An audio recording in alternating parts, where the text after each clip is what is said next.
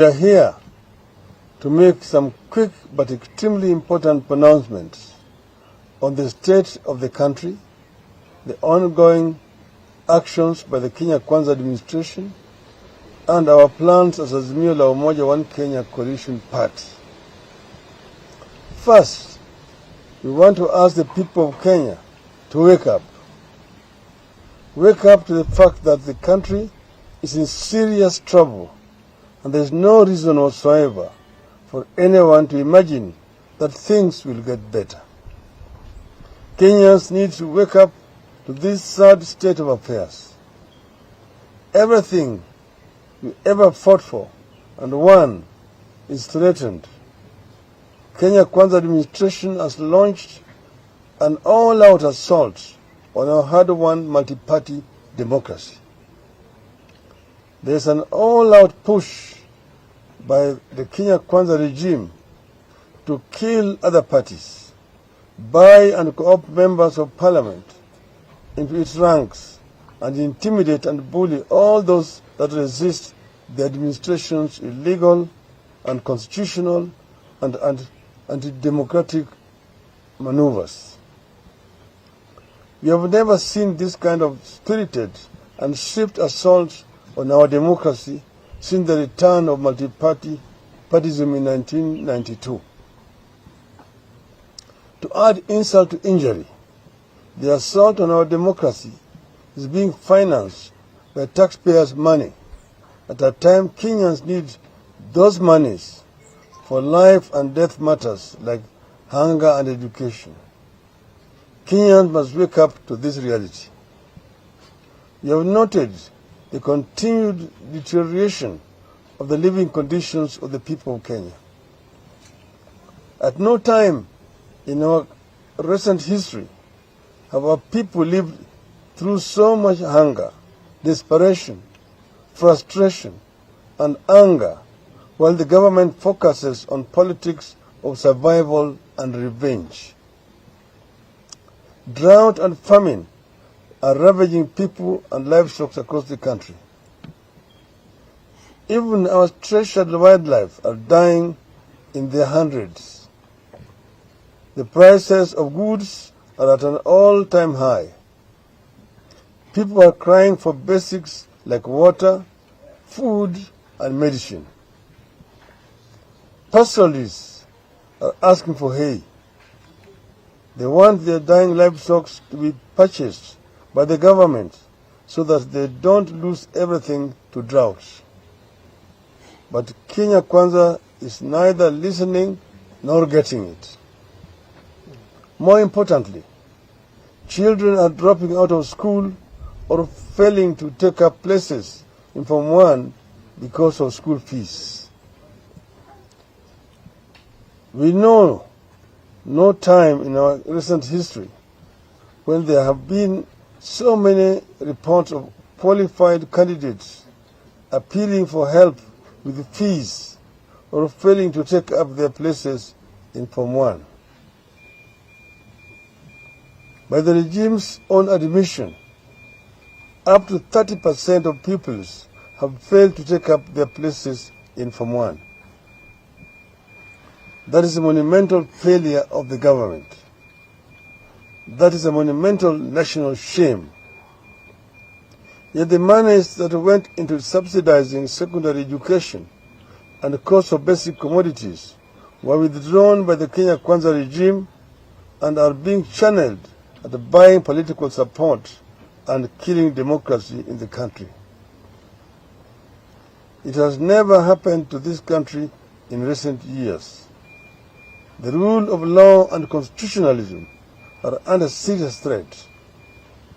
We have seen the military being deployed in the north without the authority of parliament as prescribed in our constitution. Our constitution is clear that nobody can deploy the military without the express authority of parliament. That deployment, taken together with the crackdown on real and imaginary enemies of the regime, including former officials of the Jubilee government like Dr. Fred Matiang'i, should be of concern to every Kenyan. We are courting disaster. We are feeding a monster from which, in due course, no one will be safe, not even those currently cheering it. We are witnessing an extremely dangerous trend where investigators and prosecutors have merged in our country. When investigators and prosecutors merge, Kenyans should be very afraid because there can never be justice under such circumstances. We are calling out the Director of Public Prosecutions. Mr. Nurdin Haji's conduct is unbecoming. He has become a huge threat to justice, the rule of law, accountability, and good governance in the country. Haji must shape up or be shipped out. We have noted that despite our counsel, the Kenya Kwanza regime is hell-bent on proceeding to unilaterally and single-handedly reconstitute the Independent Electoral and Boundaries Commission. This comes against the backdrop of the earlier illegal forcing out of 4 commissioners who disagreed with Mr. Fuller Chebukati over the presidential election results. A biased and partisan IEBC is being put in place. Kenyans know what such a commission has done to this country before. Once again, we are courting disaster. Kenyans, wake up. As a party, we remain unbowed. We refuse to be intimidated. We will not succumb to blackmail. The threat to our democracy, the regime's don't care attitude to suffering of our people, the attacks on the rule of law and constitutionalism, and the push to silence critical voices at a time the country needs them, are our reason to push back. To this end, our People's Barazas shall continue. We confirm that we will hold Baraza in Kisii tomorrow. We will have a People's Baraza in Kisumu the next day, on Saturday. Then we will proceed to Mombasa for the same on Sunday, 26th of February, 2023. In between, we will hold interdenominational prayers at the Jivanji Gardens on Wednesday, 22nd February 2023.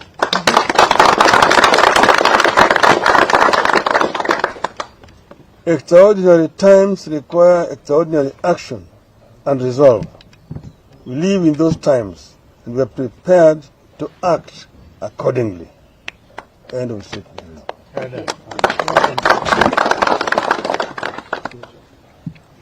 Yale tumesema kwa Kimombo imeleweka, naweza tu kuongeza kwa Kiswahili.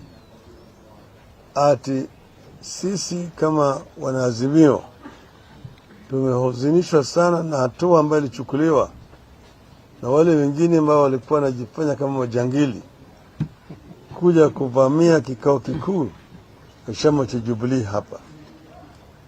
Eti wanahidhini. Bahati nzuri ile tribunal ya vyama imesikiza pendekezo ambayo imepelekwa na viongozi wa chama cha Jubilee na wakatoa amri ya kwamba Jubilee iendelee. Na kwa hivyo tumekuja hapa tumesindikisha katibu mkuu wa chama cha Jubilee Mheshimiwa Jeremiah Kioni. Yes. Kuingia hapa. Tumeona vitisho ambayo inatoka kwa serikali ya haramu ya Bwana Ruto na vibaraka vyake. Wanajaribu kurudisha nchi hii chini ya utawala ya chama kimoja. wanajaribu kuvunja vyama vingine vya kisiasa. Tumeona wabunge ambao walichaguliwa na wananchi ndani ya vyama ambao ziko chini ya muungano ya Azimio wakipelekwa kwa mnada kule Ikulu. Wengine wanasema ati wanaenda kule kutafuta maendeleo. Hakuna maendeleo Ikulu. Wale wanaenda kushauri tumbo yao. Tunajua kwamba kila mmoja kienda kule napewa shilingi milioni 5. Hiyo milioni 5 akichukua atapeleki kwa watu wake. Hiyo ni kwa yake ya kibinafsi. Tumemwambia Bwana Ruto, wewe ni mwanafunzi wa Nyayo. Na baba yako alijaribu na hakuweza. Hata wewe mwenyewe utajaribu na hutaweza.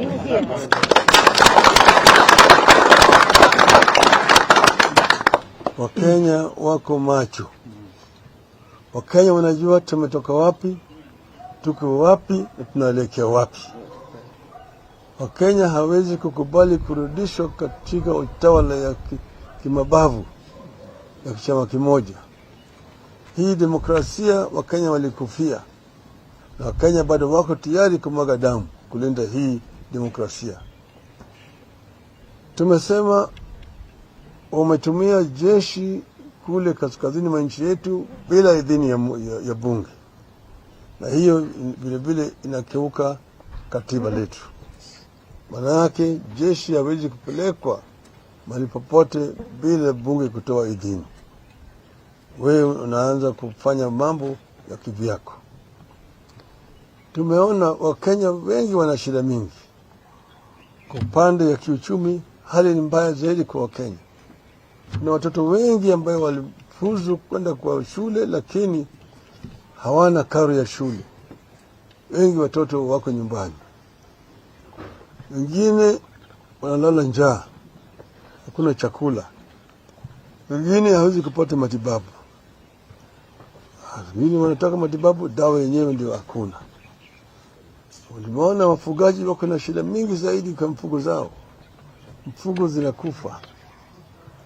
Tunasema baada ya serikali kuangalia yale shida ambayo inakumba Wakenya wakati huu, wanafanya kazi ile ambayo haina maana. Kazi ambayo haina maana hata kidogo. Tumeona vile vile wanataka kuunda tume ya uchaguzi kivyao. Wanataka kuweka tume ya uchaguzi ambayo itakuwa inafanya kazi yao vile Chebukati na wenzake walifanya. Wale wanachama wa tume ya uchaguzi 4 ambao walisimamia uhaki wakasema yale matokeo ambayo Bwana Chebukati alikuwa anatangaza ni bandia, wamepelekwa nyumbani, wengine wanashtakiwa. Wale ambao walikuwa nasema ukweli wamepelekwa nje. Na nyinyi nyote mnajua mfishwaji alitoa matokeo ya uchaguzi juzi. Akasema yale yote ukweli ambayo iko juu ya mambo ya uchaguzi. Ya kwamba Bwana Ruto alipata kura milioni 5,900,000. Sisi tulipata milioni 8,100,000. Kwa hivyo Bwana Ruto ni rais bandia. Kabisa. Rais bandia. Amekaa kule Ikulu bila idhini na sauti ya Wakenya. Tumesema sisi tutaendelea na mikutano zetu ya kuongea na Wakenya. Tutazidi kuongea na Wakenya, tujadiliana na hao ili tujue mwelekeo. Kesho tutaenda kule Kisii County. Tutatoka kule upande ya Keroka. Tutaingia Keumbu. Mwisho tutaingia Kisii mjini na kuongea na Bagusi siku ya kesho. Kesho kutwa tutakuwa kule Kisumu, UK. Tutaongea na wakaaji wa Kisumu vile vile juu ya mambo ambayo yanaelekea katika taifa letu na maoni yao. Jumapili ijayo tarehe 26 tutakuwa Mombasa. na kuongea na wapwani vile vile juu ya mambo yanaendelea. Lakini siku ya Jumatano ijao tutakwenda hapa Nairobi katika ile uwanja wa Jivanji hapo Nairobi kwenda kuomba. Tutakuwa na maombi na Wakenya wote siku hiyo. Juzi tumeona siku ile ya wapenzi, Bwana Ruto alipeleka watu kule Nyayo Stadium kuomba. Sasa sisi tunasema tutakwenda kuomba kwa Wakenya juu ya mambo ya shida ambayo inakumba nchi yetu wakati huu, na vile vile kuomba Mungu atuongoze kwa mwelekeo ili Kenya iweze kutoka katika hali hii, tuende kuvuka, tuingia hali nyingine ambayo tutapata afueni. Ndio sababu ya maombi ya siku hiyo ya Jumatano. Siku hiyo ya Jumatano hii ni tofauti na yale maombi ambayo walifanya kule Nyayo Stadium. Sisi tunauliza wafuasi wetu wote wa Kenya siku hiyo wafike kule. Itakuwa ni maombi ya madhehebu zote na dini zote, interdenominational, Wakristo, Waislamu, Wahindu, wale wa dini ya kienyeji, wote siku hiyo wamealikwa kufika hapo siku hiyo ili tuombe pamoja Kenya iendelee mbele. Asanteni sana. Thank you.